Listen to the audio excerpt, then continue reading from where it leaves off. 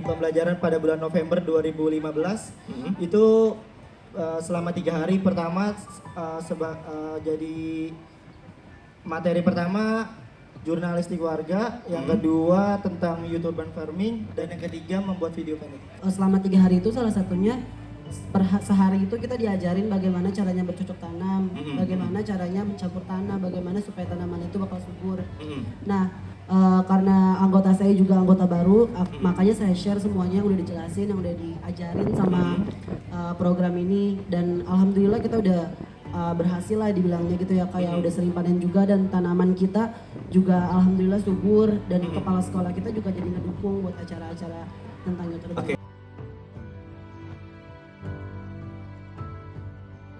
Dulu itu kita nanam sesim sampai 12 atau berapa gitu. 12 kilo? Ya, kalau wow, dalam waktu berapa lama tuh 12 kilo?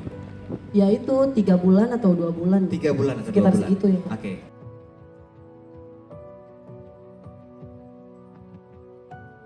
Jadi kendalanya itu kalau misalkan kayak hari libur, nah itu kan anggota kami memang cukup banyak, ada sekitar 80 orang ya. Ada organisasinya di sekolah kami itu Duta Lingkungan namanya. Oh oke.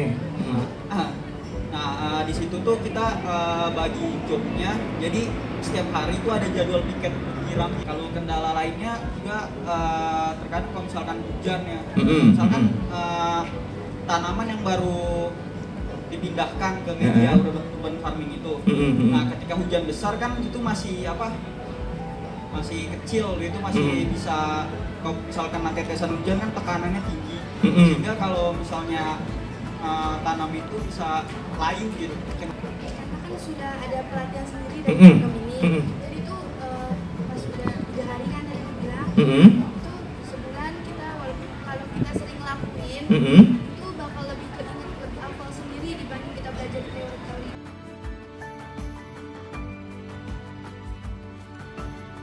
Itu juga jadi hambatan dari organisasi YouTube urban farming di SMK 17 saat ada generasi ke bawahnya, dan saat jadi tidak bisa membagi waktu untuk urban dan belajarnya, jadinya itu juga hambat.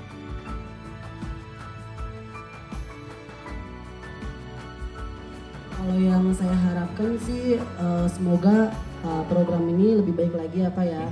Emang sebenarnya sih emang dari sekarang itu, dari pas kita penjelasan itu emang udah bagus banget program ini ya Kak. Satu hari pertama itu penjelasan sosialisasi tentang teori sekitar sekolah. Yang kedua itu prakteknya, mulai dari membuat kompos, cara menanam yang benar. Itu kita juga ada hidroponik di sekolah, itu ada perikanannya. Jadi semua lingkungan sekolah yang di sekitar itu bagaimana kita cara merawatnya, meningkatkannya dan melestarikan. Kalau dari pribadi sendiri, ingin program itu lebih maju lagi. Kan soalnya kan banyak manfaat, banyak dampaknya itu buat diri sendiri, buat sekolah juga ya kan. Supaya lebih baik lagi ke depannya, biar anggota-anggotanya lebih meningkat lagi.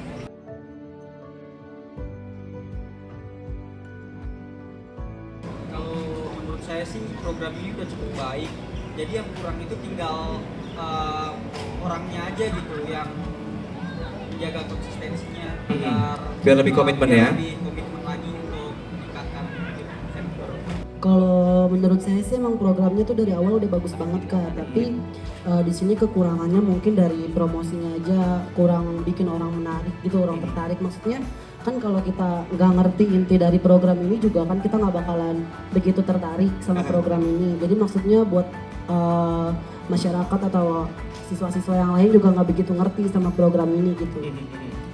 Kalau dari saya sih kurangnya sih mungkin dari sosialisasi yang udah 3 hari latihan itu kurang disosialisasiin ke bawahnya. Jadinya tidak ada regenerasi yang mau karena kurang sosialisasi dari peserta yang udah ikut 3 hari itu.